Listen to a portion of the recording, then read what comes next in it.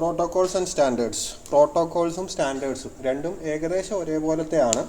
എന്നാൽ ചെറിയ ഡിഫറൻസുകൾ അങ്ങോട്ടും ഇങ്ങോട്ടും ഉണ്ട്. അതാണ് പ്രോട്ടോകോൾസും സ്റ്റാൻഡേർഡ്സും കൊണ്ട് ഉദ്ദേശിക്കുന്നത്. രണ്ടും ചില നിയമങ്ങളാണ്. നിയമങ്ങളെന്ന് പറഞ്ഞാൽ നിയമങ്ങൾ എന്ന് രണ്ടിനും പറയാൻ പറ്റില്ല. ഒരെണ്ണത്തിന് നിയമങ്ങൾ എന്ന് പറയാൻ പറ്റും. പ്രോട്ടോകോൾ എന്ന് പറഞ്ഞാൽ അത് നിയമമാണ്, അത് പാലിച്ചിരിക്കണം.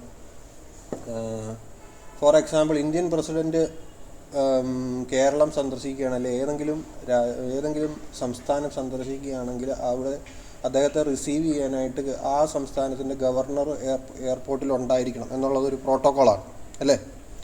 അതുപോലെ പ്രധാനമന്ത്രി സന്ദർശിക്കുമ്പോൾ ചീഫ് മിനിസ്റ്റർ റിസീവ് ചെയ്യാൻ അവിടെ ഉണ്ടായിരിക്കണം. ഇപ്പോൾ നരേന്ദ്രമോദി കേരളത്തിൽ വരികയാണെങ്കിൽ നമ്മുടെ ചീഫ് മിനിസ്റ്റർ അവിടെ സ്വീകരിക്കാനുണ്ടായിരിക്കണം. അതൊക്കെ ഒരു പ്രോട്ടോക്കോളാണ്. അതുപോലെ ഒരു സ്ഥലത്ത് എന്തെങ്കിലും മീറ്റിംഗ് നടക്കുമ്പോൾ ഒരു പബ്ലിക് മിനിസ്റ്റർ അറ്റൻഡ് ചെയ്യുന്ന ഒരു മീറ്റിംഗ് ആണ്, അവിടുത്തെ MLA അതിൽ പങ്കെടുത്തിരിക്കണം. അങ്ങനത്തെ ചില പ്രോട്ടോക്കോളുകളുണ്ട്. അപ്പോൾ അതൊക്കെ അങ്ങനെ ഒരു പ്രോട്ടോക്കോൾ പാലിച്ചു പോരുന്നതാണ്.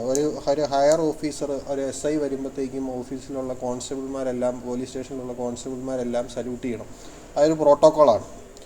അതേസമയം സ്റ്റാൻഡേർഡ്സ് എന്ന് പറഞ്ഞാൽ നമ്മൾ സാധാരണയായി ചെയ്തു പോരുന്നത് അങ്ങനെയാണ്. പക്ഷേ അങ്ങനെ അല്ലാത്ത കാര്യങ്ങളും ഉണ്ട്. എന്ന് പറഞ്ഞാൽ, എക്സാമ്പിൾ പറഞ്ഞാൽ, സാധാരണ എല്ലാ സ്ക്രൂവും വലത്തേക്ക് തിരിക്കുമ്പോൾ മുറുകും അല്ലേ. വലത്തേക്ക് തിരിക്കുമ്പോൾ മുറുകയും ഇടത്തോട്ട് തിരിക്കുമ്പം അൺസ്ക്രൂ ആവുകയും ചെയ്യും അല്ലേ. നട്ട് ബോൾട്ടൊക്കെ ആണെങ്കിൽ എല്ലാം വലത്തേക്കായിരിക്കും നമ്മൾ മുറുക്കുന്നത്, ഇടത്തേക്കായിരിക്കും ലൂസാക്കുന്നത്. അങ്ങനെ അല്ലാത്തൊരു എക്സാമ്പിൾ പറയാൻ പറ്റുമോ?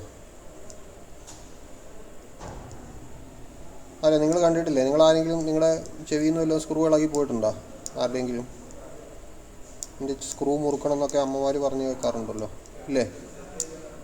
കേൾക്കാമോ? ഹലോ. അപ്പോൾ സാധാരണ സ്ക്രൂ എല്ലാം വലത്തേക്കല്ലേ മുറുക്കുന്നത്? കണ്ടിട്ടുണ്ടോ അത്? അല്ലേ, സാധാരണ വീട്ടിലെ അച്ഛന്മാരൊക്കെ എന്തെങ്കിലും സ്ക്രൂ ഒക്കെ മുറുക്കുന്നതാണ്. അപ്പം കാണുമ്പോൾ അവർ വലത്തേക്ക് പിരിച്ചായിരിക്കും മുറുക്കുന്നത്, അല്ലെ ക്ലോക്ക് വൈസ് ഡയറക്ഷനിലായിരിക്കും മുറുക്കുന്നത്. ഇതുവരെ ശ്രദ്ധിച്ചിട്ടില്ല എങ്കിൽ ഇനി ശ്രദ്ധിക്കുക. നിങ്ങൾ സാധാരണ മുറുക്കുന്ന ഒരു പിരിയുണ്ട്, അത് എന്തിൻ്റെ പിരിയാണ്? കമ്മലിൻ്റെ പിരി എങ്ങോട്ടാണ്? വലത്തോട്ടാണോ ഇടത്തോട്ടാണോ മുറുക്കുന്നത്?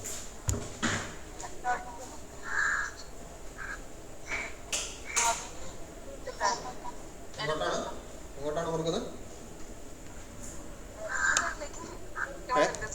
കേട്ടില്ല.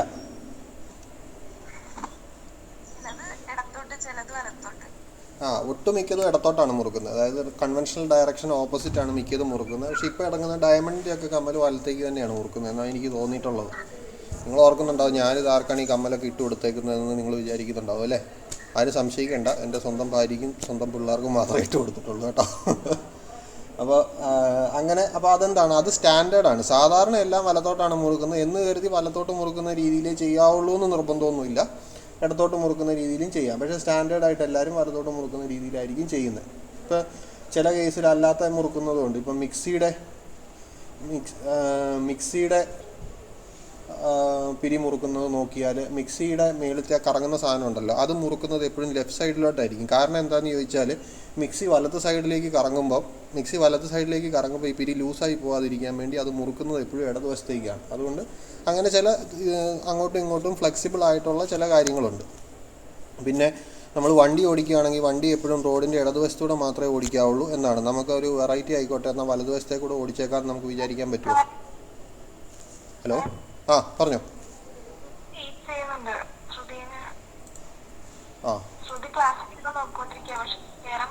ഇപ്പോൾ കേട്ടിട്ടുണ്ടാവും. അപ്പോൾ സാധാരണ എല്ലാം നമുക്ക് സാധാരണ വണ്ടി എപ്പോഴും ഇടതുവശത്തൂടെയാണ് ഓടിക്കുന്നത്.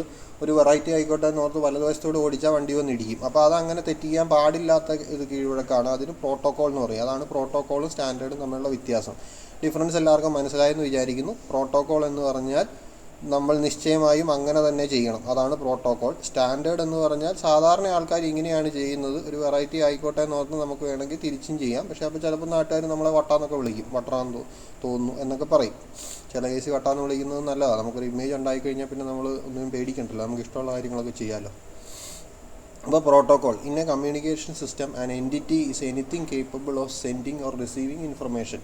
ഒരു എൻറ്റിറ്റി എന്ന് പറഞ്ഞാൽ എന്തെങ്കിലും ഒരു കാര്യം, ഒരു മൊബൈൽ ഫോൺ ആകാം, ഒരു കമ്പ്യൂട്ടർ ആവാം, ഒരു ലാപ്ടോപ്പ് ആവാം, ഒരു ഐഫോൺ ആവാം, അല്ലെങ്കിൽ ഒരു ഐപാഡ് ആവാം, എന്ത് വേണേലും ആവാം, which is capable of sending and receiving information അയക്കാനും റിസീവ് ചെയ്യാനും കേപ്പബിലിറ്റി ഉള്ള എന്ത് സാധനത്തെയും നമ്മൾ എൻറ്റിറ്റി എന്ന് വിളിക്കും. ഇന്ന കമ്മ്യൂണിക്കേഷൻ സിസ്റ്റമാണ് കേട്ടോ, ഇന്ന കമ്മ്യൂണിക്കേഷൻ സിസ്റ്റം. കമ്മ്യൂണിക്കേഷൻ സിസ്റ്റത്തിൽ എൻറ്റിറ്റി എന്ന് പറഞ്ഞാൽ കമ്മ്യൂണിക്കേഷൻ നടത്താൻ സാധിക്കുന്ന എന്തെങ്കിലും ഒരു ഡിവൈസ് ആയിരിക്കും. Communication occurs between entities in different systems. For communication to occur, the entities must agree on a protocol. ഇതൊക്കെ നമ്മൾ ഓൾറെഡി പറഞ്ഞിട്ടാണ്. നമ്മൾ രണ്ട് ഡിവൈസ് തമ്മിൽ കമ്മ്യൂണിക്കേഷൻ നടക്കണമെങ്കിൽ നമ്മളെന്താണ്, അത് തമ്മിലൊരു എഗ്രിമെൻറ്റിൽ എത്തണം. ഞാൻ ഇന്ന കാര്യങ്ങൾ പറഞ്ഞാൽ ഞാൻ ഉദ്ദേശിക്കുന്നത് ഇതാണ്. അതുകൊണ്ടാണ് നിങ്ങളെയൊക്കെ സ്കൂളുകളിൽ പഠിപ്പിക്കുമ്പോഴത്തേക്കും മലയാള ഭാഷയും ഇംഗ്ലീഷ് ഭാഷയൊക്കെ പഠിപ്പിക്കുന്നത് അല്ലേ. ഓരോരുത്തരും അവരവരുടെ ഇഷ്ടത്തിന് ഇംഗ്ലീഷ് ഭാഷയും മലയാള ഭാഷയും ഉപയോഗിച്ചാൽ അവസാനം ആർക്കും ഒന്നും മനസ്സിലാവാത്ത അവസ്ഥയായി പോകും. നമ്മൾ പോയൊരു കാസർഗോഡുകാരനോട് സംസാരിച്ചാൽ നമുക്ക് പകുതി മനസ്സിലാകത്തില്ല. കാരണം കാസർഗോഡുകാരുടെ ഒരു ഭാഷ വേറെ രീതിയിലാണ്. കാര്യം അവർ മലയാളം തന്നെയാണ് പറയുന്നതെങ്കിലും മിക്കവരും ഭാഷ അങ്ങോട്ടും ഇങ്ങോട്ടും വ്യത്യാസം ഉണ്ടാവും. അതേസമയം ഞങ്ങൾ കോട്ടയംകാരെയൊക്കെ നോക്കുകയാണെങ്കിൽ ഞങ്ങൾ എല്ലാ പത്രങ്ങളുടെയും നാട്ടിൽ നിന്ന് വരുന്നതുകൊണ്ട് ഞങ്ങൾ അച്ചടി ഭാഷയായിരിക്കും സംസാരിക്കുന്നത് അല്ലേ. എൻ്റെ വർത്തമാനമൊക്കെ കേട്ടിരുന്നെങ്കിൽ അങ്ങനെ തോന്നാറില്ലേ. പിന്നെ ഞാൻ കുറേ കഴിഞ്ഞ ഒരു 8-10 വർഷമായിട്ട് കോട്ടയം ജില്ലയ്ക്ക് പുറത്തായതുകൊണ്ട്, എന്നെ വീട്ടിൽ നിന്ന് പുറത്താക്കിയതുകൊണ്ട് ഒത്തിരി ഭാഷയിൽ വ്യത്യാസമൊക്കെ വന്നിട്ടുണ്ട്. എന്നിരുന്നാലും ഒരു ബേസിക്കലി ഒരു കോട്ടയം അച്ചടി ഭാഷ സംസാരിക്കുന്ന ആളാണ്, അഭിമാനത്തോടു കൂടി പറയാം. ആരും തിരിച്ച് തർക്കിക്കുന്നില്ല, അതുകൊണ്ട് അങ്ങനെ തന്നെയാണെന്ന് വിചാരിക്കാം. നമസ്കാരം. അപ്പം അതാണ് protocol. A protocol is a set of rules that governs data communication. A protocol defines what is communicated, how it is communicated and when it is communicated. എന്ത് കമ്മ്യൂണിക്കേറ്റ് ചെയ്യണമെന്നും എങ്ങനെ കമ്മ്യൂണിക്കേറ്റ് ചെയ്യണമെന്നും എപ്പോൾ കമ്മ്യൂണിക്കേറ്റ് ചെയ്യണമെന്നും പ്രോട്ടോക്കോൾ പറയും അല്ലേ. എപ്പോഴാണ് data transfer നടക്കേണ്ടത്, എപ്പോഴാണ് ഡാറ്റ ട്രാൻസ്ഫർ നടക്കേണ്ടാത്തത് മുതലായ കാര്യങ്ങളൊക്കെ ഇത് പ്രോട്ടോക്കോളാണ് പറയുന്നത് അല്ലേ. ക്ലിയർ ആണല്ലോ. പ്രോട്ടോക്കോൾ പറയും എപ്പോഴാണ് നിനക്ക് റിസീവ് ചെയ്യാൻ പറ്റുന്നത്, എപ്പോഴാണ് എനിക്ക് റിസീവ് ചെയ്യാൻ പറ്റുന്നത്, എപ്പോഴാണ് നീ സെൻഡ് ചെയ്യേണ്ടത്, നീ എത്ര സ്പീഡിൽ സംസാരിച്ചാൽ എനിക്ക് എഴുതിയെടുക്കാൻ പറ്റും. ഞാനിപ്പോൾ ഇത് പറയുമ്പോൾ നിങ്ങളോട് എഴുതിയെടുക്കണ്ടെന്ന് പറഞ്ഞിട്ടുണ്ട്. എന്തുകൊണ്ടാണ്? കാരണം ഞാൻ കുറച്ച് സ്പീഡിലാണ് പറഞ്ഞു വിടുന്നത്, നിങ്ങൾക്ക് എഴുതിയെടുക്കാനായിട്ട് ബുദ്ധിമുട്ടുണ്ടാകും. അതുകൊണ്ട് എഴുതിയെടുക്കണ്ട, കേട്ടാൽ മതി എന്ന് പറഞ്ഞിട്ടുണ്ട്. അതേസമയം എഴുതിയെടുക്കേണ്ട കമ്മ്യൂണിക്കേഷൻ ആണെങ്കിൽ അവർ തമ്മിലൊരു എഗ്രിമെൻറ്റിലെത്തും. നീ ഇത്ര പതുക്കെ പറയണം, എന്നാലേ എനിക്കിത് കേട്ട് എഴുതിയെടുക്കാൻ പറ്റുള്ളൂ, നീ ഇത്ര സ്പീഡിൽ പറഞ്ഞാൽ എനിക്ക് എഴുതിയെടുക്കാൻ പറ്റിയില്ല. How it is communicated, when it is communicated, അതുകൊണ്ടായ കാര്യങ്ങളൊക്കെ അതിനകത്ത് വരും. ഇനി syntax refers to the structure or format of the data എന്ന് പറഞ്ഞാൽ എങ്ങനെയാണ് ഡാറ്റ അയക്കുന്നത്. ഒരു ഡാറ്റയിൽ എന്തെല്ലാം ഒരു പാക്കറ്റ് റിസീവ് ചെയ്താൽ ആ പാക്കറ്റിൽ എന്തുമാത്രം ഡാറ്റ ഉണ്ടാവും, അതിനകത്ത് അഡ്രസ്സ് എവിടെയായിരിക്കും, ഫ്രം അഡ്രസ്സ് എവിടെയായിരിക്കും, ടു അഡ്രസ്സ് എവിടെയായിരിക്കും, എന്തെങ്കിലും എറർ ഉണ്ടെങ്കിൽ അത് ഡിറ്റക്റ്റ് ചെയ്യാനുള്ള എന്തെങ്കിലും ഉണ്ടോ മുതലായ കാര്യങ്ങളൊക്കെയാണ് സിൻടാക്സിൽ പറയുന്നത്.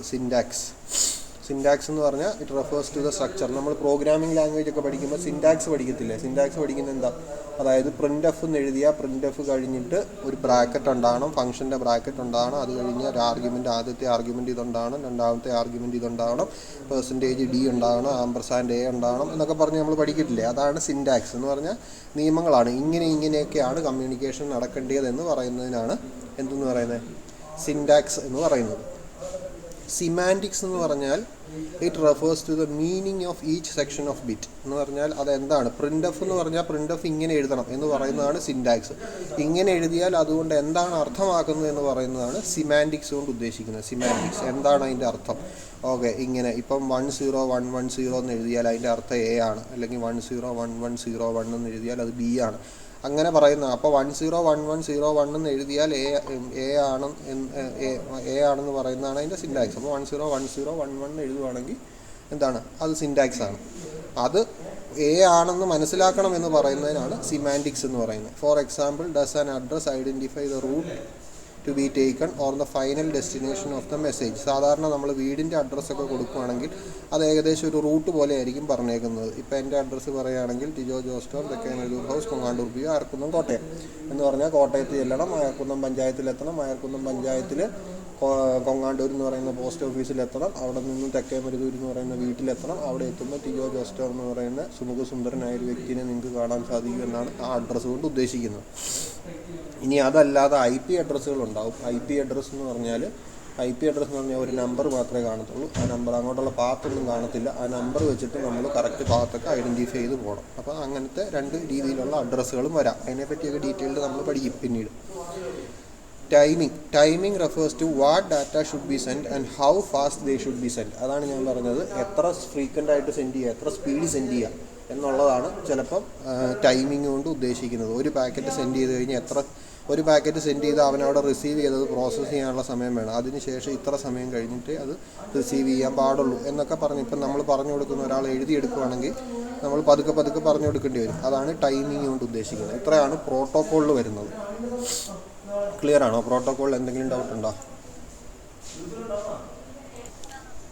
അടുത്തത് സ്റ്റാൻഡേർഡ്സ്. സ്റ്റാൻഡേർഡ്സ് എന്ന് പറഞ്ഞാൽ it provides guideline for manufacturers, vendors and government agencies and other service providers. Standards എന്ന് പറഞ്ഞാൽ മറ്റേത് റൂൾസ് ആണ്, ഇത് ഗൈഡ് ലൈൻസ് ആണ്, റൂൾസ്. അപ്പോൾ നിങ്ങളോട് പറയും പോകുന്ന വഴിക്ക് വഴിയെ കാണുന്ന ഒറ്റച്ചേട്ടന്മാരെ ചിരിച്ച് കാണിച്ചേക്കരുത് എന്ന് പറയും. എന്ന് പറഞ്ഞാൽ അതെന്താണ്? റൂളാണ് അല്ലേ? ഗൈഡ് ലൈൻസ് എന്ന് പറഞ്ഞാൽ ചിലപ്പോൾ പറയും നീ പോയിട്ട് ബസ്സിൻ്റെ ഫ്രണ്ടിലുള്ള സീറ്റിലേ ഇരിക്കാവുള്ളൂ, ഫ്രണ്ടിലത്തെ സീറ്റ് ഉണ്ടെങ്കിൽ അവിടെ ഇരിക്കണം, ഇല്ലെങ്കിലേ പുറകെ ഇരിക്കാവുള്ളൂ എന്ന് പറഞ്ഞാൽ അതൊരു ഗൈഡ് ലൈനാണ്. ഗൈഡ് ലൈൻസ് പറ്റിയാൽ പാലിക്കുക, ഇല്ലെങ്കിൽ പാലിക്കാതിരിക്കുക, പാലിച്ചാൽ നല്ലതാണ് അല്ലേ? It provides guidelines to manufacturers, vendors, government agencies and other service providers. ഒരു സെറ്റ് ഓഫ് നിയമങ്ങളാണ്. അങ്ങനെ ഗൈഡ് ലൈൻസ് പ്രൊവൈഡ് ചെയ്യുന്നതിൻ്റെ ഉദ്ദേശം എന്ന് പറഞ്ഞാൽ to ensure interconnectivity and interoperability of data and telecommunication systems. ഒരു സിമ്പിൾ എക്സാമ്പിൾ പറഞ്ഞാൽ നമ്മുടെ കമ്പ്യൂട്ടറിലേക്ക് കണക്ട് ചെയ്യുന്ന സ്പീക്കറിൻ്റെ കോഡ് വയർ ഉണ്ടാവും. സ്പീക്കറിൻ്റെ കോഡ് വയർ സാധാരണ എല്ലാത്തിലും ഒരേ രീതിയിലുള്ള കോഡായിരിക്കും സ്പീക്കർ എൻഡ് ചെയ്യുന്നത്. എന്തിനാണ് എല്ലാവരും ഇങ്ങനെ ഒരേ രീതിയിലുള്ള സ്പീക്കർ കോഡ് തന്നെ യൂസ് ചെയ്യുന്നത്? എന്തിനാണ്? ഇപ്പോൾ എനിക്ക് ഒരു കമ്പനിയുടെ സ്പീക്കർ ഞാൻ മേടിച്ചു, അത് കുറച്ചാൾ കഴിയുമ്പോൾ പോവുകയാണെങ്കിൽ വേറെണ്ണം മേടിക്കാം. അപ്പോൾ ഏത് മേടിച്ചാലും അതിൻ്റെ എൻഡ് കണക്ഷൻ ഒരുപോലെ ഇരിക്കുന്നത് കൊണ്ട് എനിക്ക് എൻ്റെ കമ്പ്യൂട്ടറിലേക്ക് അത് കണക്ട് ചെയ്യാൻ സാധിച്ചു എന്ന് കരുതി ആരും നിശ്ചയദാർഢ്യത്തോടെ പറഞ്ഞിട്ടില്ല ഇങ്ങനെയേ പാടുള്ളൂ എന്ന് പറഞ്ഞിട്ടില്ല, ഇങ്ങനെയേ സ്പീക്കറിൻ്റെ എൻഡിൻ്റെ കണക്ഷൻ ഉണ്ടാവുള്ളൂ എന്ന് പറഞ്ഞിട്ടില്ല. അപ്പോൾ അത് ഒരു സാധാരണ എന്താണ് ചെയ്യുന്നത്? ഇപ്പോൾ വേറൊരു കമ്പനിക്കാരൻ വേറൊരു രീതിയിൽ ഇറക്കുവാണെന്ന് വിചാരിക്കുക സ്പീക്കർ. അപ്പോൾ എന്ത് ചെയ്യും? എൻ്റെ കമ്പ്യൂട്ടറിൽ അത് കണക്ട് ചെയ്യാൻ പറ്റത്തില്ല, അതുകൊണ്ട് ഞാനത് മേടിക്കത്തില്ല. അപ്പോൾ ഇൻ്റർ കണക്ടിവിറ്റി ബുദ്ധിമുട്ടായിട്ട് വരും. അതുകൊണ്ടാണ് ഇങ്ങനെ സ്റ്റാൻഡേർഡ്സ് പ്രൊവൈഡ് ചെയ്യുന്നത്. ഇങ്ങനെയൊക്കെ ചെയ്യണം എന്ന് പറഞ്ഞു കൊടുക്കുന്നത് അതിന് വേണ്ടിയിട്ടാണ്. Data communication standards falls into 2 categories. Data കമ്മ്യൂണിക്കേഷനിലെ സ്റ്റാൻഡേർഡ്സ് 2 രീതിയിൽ ക്ലാസിഫൈ ചെയ്യാം. ഒന്നാമത്തേത് ഡി ജൂറി, രണ്ടാമത്തേത് ഡി ഫാക്ടോ. ഡി ജൂറി എന്ന് പറഞ്ഞാൽ those standards that have been legalized by officially recognized bodies are de jure standards. Those standards that are been legalized, അതായത് ചില നല്ല സംഘടന ISO, ANSI, IEEE പോലെയുള്ള സംഘടനകൾ പറയും ഇത് ഞങ്ങൾ അംഗീകരിച്ചേക്കുന്ന ഒരു സ്റ്റാൻഡേർഡ് ആണെന്ന് പറഞ്ഞാൽ അതിൻ്റെ അർത്ഥം അത് ഡി ജൂറി സ്റ്റാൻഡേർഡ് എന്നാണ്. എന്ന് പറഞ്ഞാൽ IEEE ഇപ്പോൾ ANSI പറഞ്ഞിട്ടുണ്ട് ആൽഫബറ്റ്സ് സ്റ്റോർ ചെയ്യുന്നത് ASCII ഫോർമാറ്റിലായിരിക്കണം എന്ന് പറഞ്ഞു. അപ്പോൾ അതെന്താണ്? അതൊരു സ്റ്റാൻഡേർഡാണ്. ആൽഫബറ്റ് സ്റ്റോർ ചെയ്യുന്നത് ANSI അംഗീകരിച്ചേക്കുന്ന ഡി ജൂറി സ്റ്റാൻഡേർഡാണ്.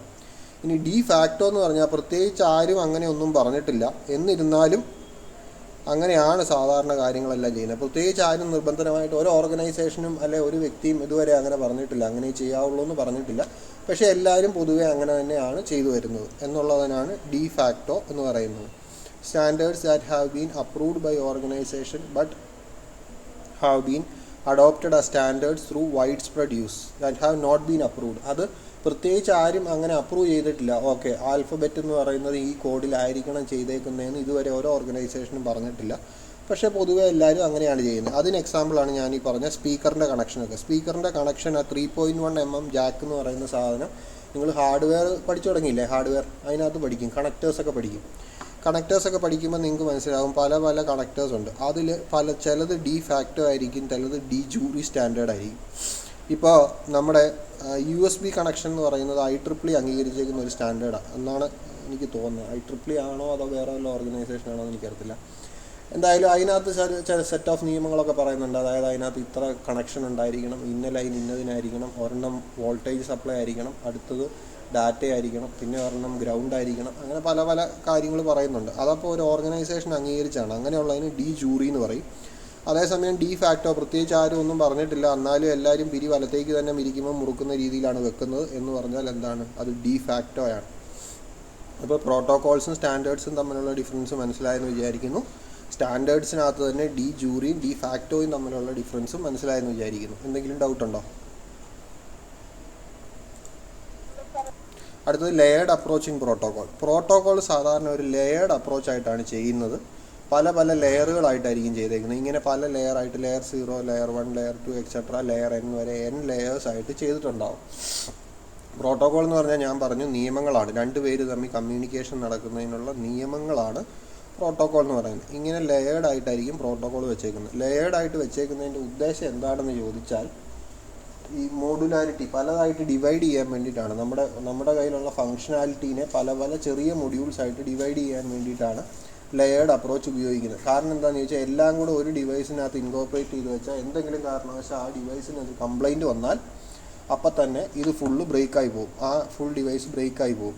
അത് കുറച്ചുകൂടെ സിംപ്ലിഫൈഡ് ടേംസിൽ പറഞ്ഞാൽ, നമ്മുടെ ഓഫീസിൽ നിന്ന് ഒരു ലെറ്റർ DTക്ക് അയക്കണം എന്ന് വിചാരിക്കുക. നമ്മുടെ പ്രിൻസിപ്പാൾ ഒരു letter directorate of technical education തിരുവനന്തപുരത്ത് അയക്കണം എന്ന് വിചാരിക്കുക.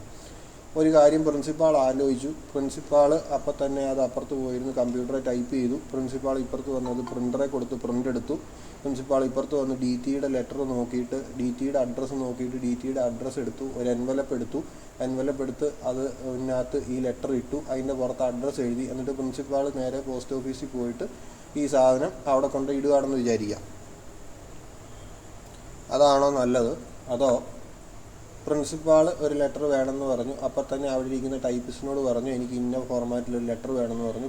ആ ടൈപ്പിസ്റ്റ് അത് ടൈപ്പ് ചെയ്തു. പ്രിൻസിപ്പാൾ അത് വീണ്ടും റിവ്യൂ ചെയ്തു. പ്രിൻസിപ്പാൾ വീണ്ടും റിവ്യൂ ചെയ്തിട്ട് അതിൻ്റെ അഡ്രസ്സിൻ്റെ കമ്മ്യൂണിക്കേഷൻ, അതായത് ഇൻവേർഡും ഔട്ട്വേർഡും ഹാൻഡിൽ ചെയ്യുന്ന ഒരു ക്ലർക്കുണ്ടാവും. ലെറ്റർ വരുന്നതും പോകുന്നതും അയക്കുന്ന ഒരു ക്ലർക്കുണ്ടാവും.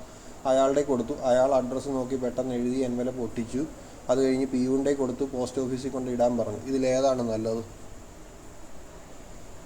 ഈ രണ്ട് അപ്രോച്ചിൽ ഏതാണ് നല്ലത്?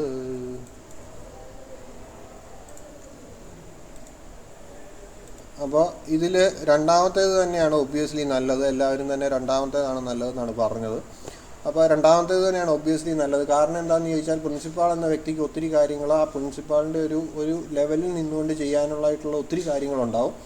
ആ കാര്യങ്ങളെല്ലാം ചെയ്യാനുള്ള വാല്യുബിൾ ടൈം നഷ്ടപ്പെടും. പ്രിൻസിപ്പാൾ തന്നെ നേരിട്ട് പോസ്റ്റ് ഓഫീസിൽ പോയി ഇത് അയക്കാൻ പോയാൽ കുറേ ടൈം നഷ്ടപ്പെടും. തന്നെയുമല്ല, മറ്റൊരു ഗുണമുള്ളത് എന്താണെന്ന്, അതാണ് ഫസ്റ്റത്തേൻ്റെ ഒരു ഡിസഡ്വാൻറ്റേജ്. സെക്കൻഡ് അപ്രോച്ചിൻ്റെ ഒരു അഡ്വാൻറ്റേജ് എന്ന് പറഞ്ഞാൽ, ഇതിൽ ടൈപ്പ് ചെയ്യാനിരിക്കുന്ന ക്ലർക്ക്, ടൈപ്പിസ്റ്റ് എന്ന് പറയുന്ന ആൾ ടൈപ്പിങ്ങിൽ എക്സ്പെർട്ടായ ആളായിരിക്കും. അയാൾക്ക് പടപടാന്ന് ടൈപ്പ് ചെയ്ത് അലൈൻമെൻറ്റൊക്കെ ശരിയാക്കി പെട്ടെന്ന് റെഡിയാക്കാൻ പറ്റും. അതുപോലെ അഡ്രസ്സ് എഴുതാനിരിക്കുന്ന ഡെസ്പാച്ചിലെ ക്ലർക്ക് ഇതിന് സ്റ്റാമ്പ് എത്ര ഒട്ടിക്കണമെന്നും ഇതിൻ്റെ അഡ്രസ്സ് ഏതാണെന്നും എങ്ങോട്ട് പോകണം എന്നുള്ളതിനെ പറ്റിയും കറക്റ്റായി സ്ഥിരമായി ചെയ്തുകൊണ്ടിരിക്കുന്നതുകൊണ്ട് അതിനെപ്പറ്റി നല്ല അറിവുള്ള ആളാണ്. അയാൾക്കും പെട്ടെന്ന് ഇത് ചെയ്യാൻ പറ്റും. PUN എന്ന് പറയുന്ന ആൾക്ക് പോസ്റ്റ് ഓഫീസ് എവിടെയാണെന്നും എപ്പോൾ കൊണ്ട് ഇടണമെന്നും എല്ലാ കാര്യങ്ങളും ഓടി അവിടെ ചെന്ന് ഇടാനും പെട്ടെന്ന് അറിയാവുന്ന ഒരാളാണ്. അപ്പോൾ ഓരോരുത്തരും അവരുടെ ഏരിയ ഓഫ് സ്പെസിഫിക്കേഷനിൽ മിടുക്കന്മാരാണ്. അതുകൊണ്ട് അവർക്ക് ആ പണി പെട്ടെന്ന് തന്നെ ചെയ്യാൻ പറ്റും. അതേസമയം പ്രിൻസിപ്പാളിന് ചിലപ്പോൾ ഇവിടുത്തെ പോസ്റ്റ് ഓഫീസ് എവിടെയാണെന്ന് അറിയത്തുണ്ടാവില്ല. അവിടെ പോകേണ്ടി വരും. അഡ്രസ്സ് എവിടെയെങ്കിലും ബുക്കേ നോക്കി എഴുതേണ്ടി വരും. അങ്ങനത്തെ ചില ഡിലേകളൊക്കെ വരും. അപ്പോൾ അങ്ങനത്തെ ചില പ്രശ്നങ്ങളൊക്കെ ഈ എന്തിൽ വരും, അതായത് ലെയർ ഇല്ലാതെ വന്ന. അപ്പം നമ്മൾ പ്രോട്ടോക്കോൾ എന്ത് ചെയ്യുമെന്ന് ചോദിച്ചാൽ, ഇത് പറഞ്ഞ പോലെ പല ലെയറായിട്ട് തിരിക്കും. Principal, typist, inward, outward, clerk, PUN എന്നൊക്കെ പറഞ്ഞ് പല ലെവലായിട്ട് ചെയ്യും. അപ്പോൾ ഇതുപോലെ തന്നെ റിസീവ് ചെയ്യുന്ന എൻഡിലും ഇതിൻ്റെ ഡയറക്റ്റ് ഓപ്പോസിറ്റ് രീതിയിൽ ചെയ്യുന്നുണ്ടാവും. അതായത് ഒരു PUN ഇത് പോസ്റ്റ് ഓഫീസിൽ പോയി കളക്ട് ചെയ്യുന്നുണ്ടാവും, അല്ലെങ്കിൽ ഒരു പോസ്റ്റ്മാൻ അത് കളക്ട് ചെയ്തിട്ട് ഇവിടെ കൊണ്ട് കൊടുക്കുന്നുണ്ടാവും. ഇൻവേർഡ് ക്ലർക്കിൻ്റെ കയ്യിൽ അത് റിസീവ് ചെയ്യും. ഇൻവേർഡ് ക്ലർക്ക് ഇങ്ങനെ ഒരു ലെറ്റർ വന്നിട്ടുണ്ടെന്ന് നോട്ട് ചെയ്ത് എഴുതി വെക്കും. നോട്ട് ചെയ്ത് എഴുതി വെച്ചതിന് ശേഷം പ്രിൻസിപ്പാളിൻ്റെ അടുത്തേക്ക് ഒരാളുടെ കൊടുത്തു വിടും. അയാൾ അവിടെ ചെന്ന് പ്രിൻസിപ്പാളിന് ഇത് വായിച്ച് കാണിക്കുകയോ ലെറ്റർ ഹാൻഡ് ഓവർ ചെയ്യുകയോ ചെയ്യും. അപ്പോൾ പ്രിൻസിപ്പാളിനും ഈ സാധനം കിട്ടും. അപ്പോൾ എന്താണ് ഇവിടെ നടക്കുന്ന ആ പരിപാടിയുടെ സെയിം റിവേഴ്സ് ഇപ്പുറത്തെ സൈഡിൽ നടക്കും. ഇങ്ങനെയാണ് എല്ലാ പ്രോട്ടോക്കോളും വർക്ക് ചെയ്യുന്നത്. ക്ലിയർ ആണോ? ഇത്ര നേരം പറഞ്ഞത് എന്തെങ്കിലും ഡൗട്ട് ഉണ്ടോ?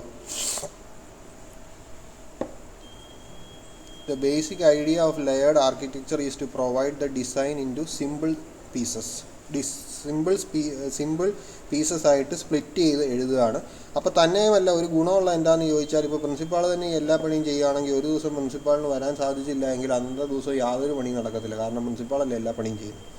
അതേസമയം ഇതിൻ്റെ പ്രോട്ടോക്കോളിലെ ഏതെങ്കിലും ഒരാൾ വന്നിട്ടില്ല എങ്കിലും ബാക്കി ആൾക്കാർക്ക് ചെയ്യാനുള്ള ഫങ്ഷനാലിറ്റി അവർക്ക് ചെയ്ത് റെഡിയാക്കി വെക്കാനൊക്കെ പറ്റും. അപ്പോൾ ആ സ്മോൾ പീസസ് ഓഫ് ഓരോ ഡാറ്റ നമുക്ക് റെഡിയാക്കി വെക്കാൻ പറ്റും.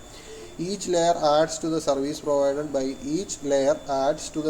provided by the lower layers in such a manner that the highest layer is provided a full set of services. അപ്പോൾ ഇവരെല്ലാം ചെയ്യുന്ന എന്താണ്? ഇവരെല്ലാം പ്രിൻസിപ്പാളിന് വേണ്ടിയിട്ടുള്ള കാര്യങ്ങളാണ് ചെയ്യേണ്ടത്. പ്രിൻസിപ്പാൾ ഒരു കാര്യം പറഞ്ഞു, അത് ചെയ്യാൻ വേണ്ടിയിട്ടുള്ള കാര്യങ്ങൾ താഴെയുള്ള ആൾക്കാർ ചെയ്തു. അതുപോലെ തന്നെ ഇവിടുന്ന് പറഞ്ഞ കാര്യങ്ങളെല്ലാം വീണ്ടും അൺകോഡ് ചെയ്ത് അപ്പുറത്തെ ഇൻസ്റ്റിറ്റ്യൂഷനിലുള്ള ഒരു പ്രിൻസിപ്പാളിന് മനസ്സിലാകത്തക്ക രീതിയിൽ എല്ലാ കാര്യങ്ങളും ചെയ്തു ഇപ്പുറത്തെ സൈഡിലെ ആൾക്കാർ. ബേസിക്കലി താഴെയുള്ള ലെയർ മേളിലുള്ള ലെയറിന് ഒരു സർവീസ് പ്രൊവൈഡ് ചെയ്യുകയാണ്. ആണല്ലോ? ക്ലിയർ ആണോ? ആരും മിണ്ടുന്നില്ല ചോദിച്ചിട്ട്. ഈച്ച് ലെയർ കേൾക്കാമോ? ക്ലിയർ അല്ലേ? ഓക്കെ. അപ്പോൾ each layer adds to the service provided by the lower layers in such a manner that the highest layer is provided a full set of services. ഇത് വേണേൽ പല സെൻറ്റൻസ് ആയിട്ട് എഴുതിയാൽ മതി. Each layer adds a service to the each layer provides a service to the upper layer എന്ന് എഴുതുക. The service is provided in such a manner that the highest layer gets all the service. പിന്നെ അത്ര എഴുതിയാൽ മതി. അങ്ങനെ 2 sentence ആക്കിയിട്ട് എഴുതിയാലും മതി. ഇതിനകത്തെ പ്രിൻസിപ്പിൾസ് ഓഫ് പ്രോട്ടോകോൾ ലെയർ എന്ന് പറഞ്ഞാൽ, if we want bidirectional communication each layer should be capable of performing 2 opposite task. ഞാൻ മുമ്പേ പറഞ്ഞതുപോലെ ഇവിടുത്തെ ആൾ ലെറ്ററിൽ അഡ്രസ്സ് എഴുതി അയക്കുകയാണെങ്കിൽ ഇവിടുത്തെ ആൾ റിസീവ് ചെയ്യുന്ന അഡ്രസ്സ് നോക്കിയിട്ട് അത് പ്രിൻസിപ്പാളിന് കൊടുക്കണോ അല്ലെങ്കിൽ സൂപ്രണ്ടിന് കൊടുക്കണോ അല്ലെങ്കിൽ ഇവിടെയുള്ള ഏതെങ്കിലും HOD മാർക്ക് കൊടുക്കണോ എന്ന് തീരുമാനിക്കും. അപ്പോൾ ഇവിടുത്തെ ആൾ ആ അഡ്രസ്സ് എഴുതി അങ്ങോട്ട് അയക്കും, ഇവിടുത്തെ ആൾ അഡ്രസ്സ് വായിച്ചിട്ട് അതിനനുസരിച്ച് കൊടുക്കും. അതുപോലെ തന്നെ ഇവിടുത്തെ ആൾ എന്താണ് ചെയ്യുന്നത്, ഇവിടുത്തെ ആൾ അത് ടൈപ്പ് ചെയ്ത് റെഡിയാക്കും, ഇവിടുത്തെ ആൾ പ്രിൻസിപ്പാളിന് അത് വായിച്ച് കൊടുക്കത്തക്ക രീതിയിൽ ചെയ്യും. പ്രിൻസിപ്പാളിന് ആക്ച്വൽ കമ്മ്യൂണിക്കേഷനിൽ വായിച്ച് കൊടുക്കുന്നില്ല, എന്നിരുന്നാലും കമ്മ്യൂണിക്കേഷൻ നടക്കുമ്പോൾ അങ്ങനെയാണ്. ഓരോ ലെയറിലും അതിൻ്റെ റിവേഴ്സ് ഫംഗ്ഷനാണ് നടക്കുന്നത്. ഇവിടുത്തെ ആൾ ഓഫീസിൽ നിന്ന് ലെറ്റർ കൊണ്ട് പോസ്റ്റ് ഓഫീസിൽ ഇട്ടെങ്കിൽ ഇവിടുത്തെ ആൾ എന്ത് ചെയ്യും, പോസ്റ്റ് ഓഫീസിൽ നിന്ന് ലെറ്റർ മേടിച്ച് അയാളുടെ ഓഫീസിലേക്ക് കൊണ്ടുവന്നു. ഓരോ ലെയറും അങ്ങോട്ടും ഇങ്ങോട്ടും ഓപ്പോസിറ്റ് ഫംഗ്ഷനാലിറ്റിയാണ് ചെയ്യുന്നത്. If we want bidirectional communication each layer should be capable of performing 2 task. ഇതായത് ബൈ ഡയറക്ഷണൽ കമ്മ്യൂണിക്കേഷൻ. ഇപ്പം ഞാൻ പറഞ്ഞത് ഈ സെൻട്രലിൽ നിന്ന് ഈ റിസീവറിലേക്ക് പോകുന്ന ഡാറ്റയാണ്. ഇനി റിസീവർ തിരിച്ച് അങ്ങോട്ട് കൊടുക്കണമെന്ന് വിചാരിക്കുക. അപ്പോഴും എന്ത് ചെയ്യും, ഏറ്റവും മേളിൽ നിൽക്കുന്ന പ്രിൻസിപ്പാൾ ഒരു ഇൻഫർമേഷൻ ഇങ്ങോട്ട് കൊടുക്കും. അപ്പോൾ ഇയാൾക്ക് അത് ടൈപ്പ് ചെയ്ത് റെഡിയാക്കാൻ പറ്റണം. നേരത്തെ ഇയാൾ വായിക്കുമായിരുന്നു, ഇപ്പോഴത്തേക്കും ഇപ്പോൾ അയാൾക്ക് എന്ത് ചെയ്യാൻ പറ്റി, എഴുതാൻ പറ്റി.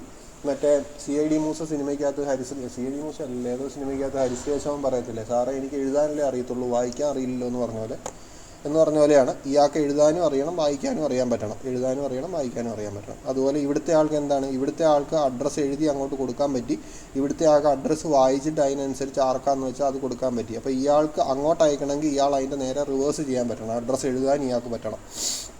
ഈ ലെയറിലെ മുമ്പത്തെ ആൾ എന്താ ചെയ്തത്, ഇയാൾ പോസ്റ്റ് ഓഫീസിൽ നിന്ന് ലെറ്റർ മേടിച്ചുകൊണ്ട് വന്ന് ഓഫീസിൽ കൊടുക്കുമായിരുന്നു.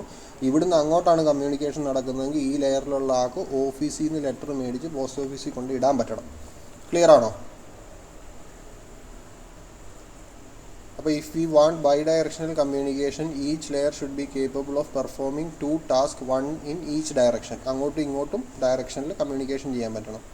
2 objects on both side should be identical. 2 സൈഡിലുള്ള ഒരേ ഒബ്ജക്റ്റ് ഐഡൻറ്റിക്കൽ ആയിരിക്കണം. അതായത് ഈ ലെയർ n-1ഉം ഈ ലെയർ n-1ഉം സിമിലർ ഫങ്ഷനാലിറ്റിയാണ് ചെയ്യുന്നത്. If we can think of logical connection between each layer, that is logical imaginary connection is there between each layer. അങ്ങനെ നോക്കിയാൽ എന്താണ് പറയുന്നത്, നമുക്ക് ഓരോ ലെയറും തമ്മിലൊരു ഇമാജിനറി കമ്മ്യൂണിക്കേഷൻ ഉണ്ട്. അതായത് ഇയാൾ ചെയ്യുന്നതിൻ്റെ നേരെ ഓപ്പോസിറ്റാണ് ഇയാൾ ചെയ്യുന്നത് എന്ന് പറഞ്ഞാൽ ഇവർ രണ്ടും ഓൾമോസ്റ്റ് സിമിലർ കാര്യമാണ് ചെയ്യുന്നത്, ബട്ട് ഇൻ ഓപ്പോസിറ്റ് ഡയറക്ഷനാണ് ചെയ്യുന്നത്. അപ്പോൾ അങ്ങനെ നോക്കിയാൽ രണ്ടുപേരും തമ്മിലൊരു ഇമാജിനറി അല്ലെ ലോജിക്കൽ കണക്ഷൻ ഉണ്ടെന്ന് നമുക്ക് പറയാൻ പറ്റും. Each layer has its own set of rules or protocols. A list of protocol used by the system is called protocol stack. അതായത് ഓരോ ലെയറിനും ഒരു പ്രോട്ടോക്കോൾ ഉണ്ടാവും. അതായത് ടൈപ്പ് ചെയ്യുന്ന ടൈപ്പിസ്റ്റിനാണെങ്കിൽ എന്താവും, ആദ്യം ഫ്രം അഡ്രസ്സ് എഴുതിയിട്ടുണ്ടാവും, പിന്നെ ടു അഡ്രസ്സ് എഴുതിയിട്ടുണ്ടാവും, അതിനുശേഷം സബ്ജക്റ്റ് ഉണ്ടാവും, അതിനുശേഷം ആക്ച്വൽ കണ്ടൻറ് എഴുതിയിട്ടുണ്ടാവും, ലാസ്റ്റ് നന്ദി നമസ്കാരം എന്നൊക്കെ പറഞ്ഞ് എഴുതിയിട്ടുണ്ടാവും. അപ്പോൾ അതെന്താണ്, അത് ഈ ടൈപ്പിസ്റ്റ് ഫോളോ ചെയ്യേണ്ടി, അല്ലെങ്കിൽ ലെയർ n-1, ഞാൻ മുമ്പേ പറഞ്ഞ എക്സാമ്പിൾ ലെയർ n-1 ഫോളോ ചെയ്യേണ്ടിയ ചില പ്രോട്ടോക്കോളാണ്. അങ്ങനെ ഓരോ ലെയറിലും ഓരോ പ്രോട്ടോക്കോൾ ഉണ്ടാകും. അടുത്ത ലെയറിൽ അഡ്രസ്സ് എഴുതുന്നയാളാണെങ്കിൽ അഡ്രസ്സ് ആദ്യം എന്തെഴുതും, ടു ദ പ്രിൻസിപ്പാളിനായിരിക്കും എഴുതുന്നത്. അതിൻ്റെ അടിയിൽ പോളിടെക്നിക്കിൻ്റെ പേര് എഴുതണം, അതിൻ്റെ അടിയിൽ പോളിടെക്നിക്കിൻ്റെ പോസ്റ്റ് ഓഫീസ് എഴുതണം, അതിൻ്റെ അടിയിൽ പോളിടെക്നിക്കിൻ്റെ ജില്ല എഴുതണം, അതിൻ്റെ അടിയിൽ സംസ്ഥാനം എഴുതണം. അങ്ങനെയായിരിക്കും അഡ്രസ്സ് എഴുതുന്നത്. അപ്പോൾ ഓരോ ലെയറിലും പാലിക്കപ്പെടേണ്ട ചില നിയമങ്ങളുണ്ട്. അപ്പോൾ ഓരോ ലെയറിനും അതിൻ്റേതായ പ്രോട്ടോക്കോളുണ്ട്. അതായത് ഈ പ്രോട്ടോക്കോൾ എന്ന് പറഞ്ഞാൽ പ്രോട്ടോക്കോളിനെ പല ലെയറുകളായിട്ട് തിരിച്ചിട്ടുണ്ടെന്ന് നമ്മൾ പറഞ്ഞു. അതാണ് ലെയർഡ് അപ്രോച്ച്. ആ ഓരോ ലെയറിലും പാലിക്കപ്പെടേണ്ട നിയമങ്ങളുണ്ട്. അങ്ങനെ ഓരോ ലെയറിലും പാലിക്കപ്പെടേണ്ട നിയമങ്ങൾക്ക് ഒന്നായിട്ട് പറയുന്ന പേരാണ് പ്രോട്ടോക്കോൾ സ്റ്റാക്ക്. സ്റ്റാക്ക് എന്ന് പറഞ്ഞാൽ എന്താ, ഒന്നിൻ്റെ മേളിൽ വേറൊന്ന് അറേഞ്ച് ചെയ്ത് വെക്കുന്നതിനാണ് സ്റ്റാക്ക് എന്ന് പറയുന്നത്. ഡാറ്റ സ്ട്രക്ചറിൽ സ്റ്റാക്ക് പഠിച്ചു തുടങ്ങിയ അതെന്താണ്, ഒന്നിൻ്റെ മേളിൽ വേറൊന്ന് അറേഞ്ച് ചെയ്ത് വെക്കുന്നതിനാണ് സ്റ്റാക്ക് എന്ന് പറഞ്ഞത്. അപ്പോൾ ഇതെന്താണ്, ഓരോ നിയമങ്ങളും ഓരോ ലെയറിലെ നിയമങ്ങളും അടുത്ത ലെയറിലെ നിയമങ്ങളുടെ മേളിൽ അടുക്കി വെച്ചേക്കാണ്. അതിനാണ് പ്രോട്ടോകോൾ സ്റ്റാക്ക് എന്ന് പറയുന്നത്. ക്ലിയർ ആണോ? ഇനി ആക്ച്വൽ കമ്മ്യൂണിക്കേഷൻ നടക്കുന്ന ഒരു എക്സാമ്പിളാണ് ഈ കാണിച്ചേക്കുന്നത്. ഒരു ആപ്ലിക്കേഷൻ ലെയർ ഉണ്ടാവും, ഒരു ട്രാൻസ്പോർട്ട് ലെയർ ഉണ്ടാവും, ഒരു നെറ്റ്വർക്ക് ലെയർ ഉണ്ടാവും, ഒരു ഡാറ്റ ലിങ്ക് ലെയർ ഉണ്ടാവും, ഒരു ഫിസിക്കൽ ലെയർ ഉണ്ടാവും. ഇതിൽ ഡാറ്റ കമ്മ്യൂണിക്കേഷൻ നടക്കുമ്പോഴത്തേക്ക് ഇങ്ങനെ ചെന്ന് പോസ്റ്റ് ഓഫീസിൽ ചെന്ന് ഓരോ സ്ഥലത്തും ചിലപ്പോൾ അഡ്രസ്സ് വായിക്കുന്നുണ്ടാവും. എന്നിട്ടായിരിക്കും അടുത്ത് എങ്ങോട്ട് പോകണമെന്ന് തീരുമാനിക്കുന്നത്. അതാണ് ഈ 2 ലെയറുള്ളത്. ഇപ്പോൾ ഇവിടെ ഇയാളായിരിക്കും അഡ്രസ്സ് എഴുതി വിട്ടത്, ഇയാളാണ് പോസ്റ്റ് ഓഫീസിൽ കൊണ്ടുപോയിട്ട് അടുത്ത പോസ്റ്റ് ഓഫീസിൽ ചെല്ലുമ്പോൾ അവിടുത്തെ ഒരു പോസ്റ്റ്മാൻ എടുത്ത് അഡ്രസ്സ് വായിച്ച് നോക്കുന്നുണ്ടോ. അതാണ് ഇവിടെ ഒരു ലെയറും കൂടെ അഡീഷണൽ ഉള്ളത്. മനസ്സിലായോ? ഇനി ഇതിൻ്റെ മേളിൽ ചെല്ലുമ്പോൾ വേറൊരു മെയിൻ പോസ്റ്റ് ഓഫീസിൽ ചെല്ലുമ്പോൾ ചിലപ്പോൾ അവർ ഇതിനകത്ത് കണ്ടൻറ്റ് വൈറസ് വല്ലതും ഉണ്ടോ. ഇപ്പം അമേരിക്കയ്ക്കാണ് നമ്മൾ ലെറ്റർ അയക്കുന്നതെങ്കിൽ ചിലപ്പം അവർ ഇതിനകത്ത് വൈറസ് വല്ലതും ഉണ്ടോ അല്ലെങ്കിൽ ഇതിൻ്റെ കണ്ടൻറ്റ് എന്താണെന്ന് ചിലപ്പോൾ സ്കാൻ ചെയ്ത് നോക്കുന്നുണ്ടോ. അപ്പോൾ ചില ലെയറിൽ ഇതിൻ്റെ മേളിലത്തെ ഈ ലെയർ ചെയ്ത ഫംഗ്ഷനാലിറ്റി ഇടയ്ക്ക് വെച്ച് വീണ്ടും ചെയ്യേണ്ടി വരും. വീണ്ടും അടുത്ത അമേരിക്കയിൽ തന്നെ വേറൊരു സ്ഥലത്തേക്ക് പോകുമ്പോഴത്തേക്ക് ഇവർ വീണ്ടും അത് പോസ്റ്റ് ചെയ്യുന്ന അഡ്രസ്സ് എടുത്ത് വായിച്ച് നോക്കിയിട്ട് അടുത്ത സ്ഥലത്തേക്ക് വിടും. അപ്പോൾ ഈ ഓരോ ഇങ്ങനത്തെ ഒരു ഫംഗ്ഷനാലിറ്റി ഇംപ്ലിമെൻറ്റ് ചെയ്യണമെങ്കിലുള്ള ഗുണം എന്താണെന്ന് ചോദിച്ചാൽ ഓരോ സ്ഥലത്തും അവിടെ ആവശ്യമായ ലെയറുകൾ മാത്രം ഇംപ്ലിമെൻറ്റ് ചെയ്താൽ മതി. ഇവിടെ വെച്ചിട്ട് ഇത് വീണ്ടും ടൈപ്പ് ചെയ്യാനോ അല്ലെങ്കിൽ മൊത്തം കണ്ടൻറ്റ് വായിക്കാനോ ഉള്ളത് എഴുതേണ്ട കാര്യമില്ല. ഇതിനകത്ത് വല്ല വൈറസ് ഉണ്ടോ, സെക്യൂരിറ്റി ത്രെറ്റ് വല്ലതും ഉണ്ടോ എന്ന് നോക്കാനുള്ളത് മാത്രം ഇവിടെ എഴുതിയാൽ മതി. അതുപോലെ ഇന്ത്യയിൽ നിന്ന് അയക്കുമ്പോൾ അമേരിക്കയിലേക്ക് അയക്കുകയാണെങ്കിൽ അമേരിക്ക റിസീവ് ചെയ്യുന്നതിന് മുമ്പ് അതിൻ്റെ കണ്ടൻറ്റ് മൊത്തം വായിച്ച് നോക്കേണ്ട കാര്യമില്ല. ജസ്റ്റ് ഇപ്പം നമ്മൾ എന്താ പറയുന്നത്, ഇമിഗ്രേഷൻ എയർപോർട്ടിൽ വരുമ്പോഴത്തേക്കും നമ്മുടെ ബാഗ് സ്കാൻ ചെയ്യത്തില്ലേ, അതുപോലെ ചെയ്യാൻ പറ്റും. അതിനകത്ത് വല്ലതും ബോംബ് വല്ലതും ഉണ്ടോ, അല്ലെങ്കിൽ ചെറിയ നക്ഷത്ര ആമേനെ വല്ലതും കൊണ്ടുവന്നിട്ടുണ്ടോ, അല്ലെങ്കിൽ വെള്ളിമൂങ്ങ വല്ലതും കൊണ്ടുവന്നിട്ടുണ്ടോ എന്നൊക്കെ നോക്കാൻ പറ്റും. അപ്പോൾ അങ്ങനത്തെ സ്കാനിങ് ഒക്കെ ചെയ്യാൻ വേണ്ടിയിട്ടുള്ള ആപ്ലിക്കേഷൻ ഉണ്ടാവും. അല്ലാതെ ഇത് മൊത്തം വായിച്ചത് മനസ്സിലാക്കാനുള്ളത് അവിടെ ചെയ്യേണ്ട ആവശ്യമില്ല. അത് ലെയറിങ്ങിൻ്റെ മറ്റൊരു അഡ്വാൻറ്റേജ് ആണ് കേട്ടോ. ഇടയ്ക്കിടയ്ക്ക് ഇൻ്റർമീഡിയറ്റ് സോഴ്സുകൾക്ക് എൻ്റെ എല്ലാ ഫംഗ്ഷനാലിറ്റിയും വേണ്ട, ഏതൊക്കെ ലെയറിൻ്റെ ഫംഗ്ഷനാലിറ്റി വേണം അത് മാത്രം നോക്കിയാൽ മതിയാവും.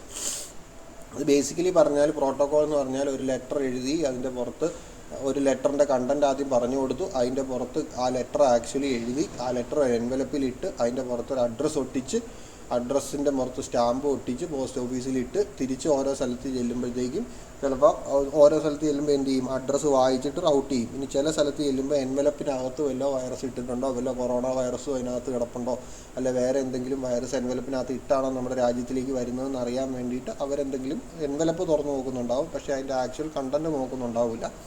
വീണ്ടും ആ പരിപാടി തന്നെ വീണ്ടും നടക്കും. അവസാനം ആക്ച്വൽ ഡെസ്റ്റിനേഷനിൽ എത്തുമ്പോൾ ഈ പരിപാടിയുടെ ഫുൾ റിവേഴ്സ് പരിപാടി ഇപ്പുറത്തെ സൈഡിൽ നടക്കും. ക്ലിയർ ആണോ? അത്രയും ഞാൻ പറഞ്ഞ അത്രയും ഡീറ്റെയിൽസ് നിങ്ങൾക്ക് ആവശ്യമില്ല, എന്നാലും നിങ്ങൾക്ക് ഒരു ഐഡിയ കിട്ടാൻ വേണ്ടിയിട്ട് ഞാൻ പറഞ്ഞെന്ന് മാത്രമേ ഉള്ളൂ. എന്തെങ്കിലും ഡൗട്ട് ഉണ്ടോ? അടുത്തത് അഡ്വാൻറ്റേജസ് ഓഫ് ലെയേർഡ് അപ്രോച്ച്. ഇതും കൂടെ പറഞ്ഞ് ക്ലാസ് നിർത്താം. അഡ്വാൻറ്റേജസ് ഓഫ് ലെയേർഡ് അപ്രോച്ച് എന്ന് പറഞ്ഞാൽ ഇതും കൂടെ പറഞ്ഞ് ക്ലാസ് നിർത്താമെന്ന് പറയുന്നൊരു ഉദ്ദേശം എന്താണെന്ന് ചോദിച്ചാൽ, നിർത്താമെന്ന് കേൾക്കുമ്പോൾ നിങ്ങൾക്കൊരു സന്തോഷമില്ല. അതുകൊണ്ട് കുറച്ച് നേരം കൂടെ ശ്രദ്ധിച്ചിരിക്കും. അതുകൊണ്ടാണ് അത് പറഞ്ഞത് കേട്ടോ. ചിലപ്പോൾ ഞാൻ ഇതും കൂടെ പറഞ്ഞെന്നിരിക്കും. അപ്പോൾ അഡ്വാൻറ്റേജസ് എന്ന് പറഞ്ഞാൽ protocol layering enables us to divide a complex task into smaller and simpler task. Each layer can be changed independently. അതായത് ഒരു സ്മോളർ ആൻഡ് സിംപ്ലർ ടാസ്ക് ആയിട്ട് ചെയ്യാൻ പറ്റും. ഇപ്പോൾ തന്നെ ലെറ്റർ അയക്കുന്ന ഓരോരുത്തരും ചെയ്യുന്നത് ചെറിയ ചെറിയ പണിയേ ചെയ്യുന്നുള്ളൂ. ഇൻ കേസ് ഈ പി യൂണിന് എന്തെങ്കിലും കാരണവശാൽ ഇതുകൊണ്ട് അയക്കാൻ പറ്റിയിട്ടില്ല എങ്കിൽ നമുക്ക് വേറൊരു പി യൂണിനെ ഇത് ഏൽപ്പിക്കാനും പറ്റും. അപ്പോൾ പല ഇതാണ്. Each layer can be changed independent. അതായത് അഡ്രസ്സ് അയക്കുന്ന ആൾക്ക് ചിലപ്പോൾ ട്രാൻസ്ഫർ ആയി പോകും, ഇൻവേർഡിലിരിക്കുന്ന ക്ലർക്ക് ട്രാൻസ്ഫർ ആയി പോകും, വേറൊരു ക്ലർക്ക് വന്ന് ജോയിൻ ചെയ്യും. അപ്പോഴും ഫംഗ്ഷനാലിറ്റി കറക്റ്റായിട്ട് നടക്കും. ഓവറോൾ മൊത്തത്തിൽ വലിയ ചേഞ്ച് വരുന്നില്ല. This is called modularity. പല മൊഡ്യൂൾസ് ആയിട്ട് ഡിവൈഡ് ചെയ്തിട്ടുണ്ടാവും. ഓരോ മൊഡ്യൂളിനും അതിൻ്റേതായ ഫംഗ്ഷൻസ് ഉണ്ടാവും. ആ മൊഡ്യൂൾ വേണമെങ്കിൽ നമുക്ക് മാറ്റി വേറൊരു മൊഡ്യൂൾ എടുത്ത് വയ്ക്കാൻ പറ്റും. ക്ലിയർ ആണോ? Allows to separate services from implementation. That is, അതായത് പ്രിൻസിപ്പാൾ എന്താ ചെയ്യുന്നത്, പ്രിൻസിപ്പാൾ ഇന്ന കാര്യങ്ങൾ ഡി ടിയിലേക്ക് അയക്കണമെന്ന് മാത്രമേ പറഞ്ഞു കൊടുക്കുന്നുള്ളൂ. ഡി ടിയുടെ അഡ്രസ്സ് എന്താണെന്നോ അങ്ങനത്തെ കാര്യങ്ങളൊന്നും പ്രിൻസിപ്പാൾ ബോധേഡല്ല. അതായത് ലോവർ ലെയർ ചെയ്യുന്ന എല്ലാ കാര്യങ്ങളും അപ്പർ ലെയർ അറിയണമെന്ന് നിർബന്ധമില്ല. Upper layers are bothered about the services from lower layer and not how it is implemented. താഴത്തെ ലെയർ കറക്റ്റായിട്ട് സർവീസ് പ്രൊവൈഡ് ചെയ്യുന്നുണ്ടോ ഇല്ലയോ എന്ന് മാത്രം അപ്പർ ലെയർ അറിഞ്ഞാൽ മതി. താഴോട്ടുള്ള ലെയർ അത് എങ്ങനെയാണ് ചെയ്യുന്നത്, പേന വെച്ചാണോ എഴുതുന്നത്, അല്ല ടൈപ്പ് ചെയ്യുകയാണോ, അല്ലെങ്കിൽ ടൈപ്പ് റൈറ്ററിൽ ടൈപ്പ് ചെയ്യുകയാണോ, കമ്പ്യൂട്ടറിൽ ടൈപ്പ് ചെയ്ത് പ്രിൻ്റ് എടുക്കുകയാണോ, ഇതൊന്നും അറിയേണ്ട കാര്യം പ്രിൻസിപ്പാളിനില്ല. പ്രിൻസിപ്പാളിന് കാര്യം നടക്കുന്നുണ്ട്. Service is upper layers is bothered about service from lower layer ഉള്ളി. ക്ലിയർ ആണോ? അത് നിങ്ങൾ ഇതിൻ്റെ വീഡിയോ കാണുന്ന സമയത്ത് ഓരോന്നും പോസ് ചെയ്തിട്ട് ഇതിൻ്റെ നോട്ട് എഴുതി വെക്കുക കേട്ടോ. Intermediate systems in communication need not implement all layers. Intermediate layers ഇല്ലേ, അതായത് ഇതിനിടയ്ക്ക് വരുന്ന ഇതുപോലെയുള്ള ലെയറുകളുണ്ട്, അത് എല്ലാ ഫംഗ്ഷനാലിറ്റി ഇംപ്ലിമെൻറ്റ് ചെയ്യേണ്ട കാര്യമില്ല. കുറച്ച് അവരവർക്ക് ആവശ്യമുള്ള ലെയേഴ്സ് ഇവിടെ കണ്ടോ, ഇവിടെ 2 ലെയർ മാത്രമേ ഇംപ്ലിമെൻറ്റ് ചെയ്തിട്ടുള്ളൂ.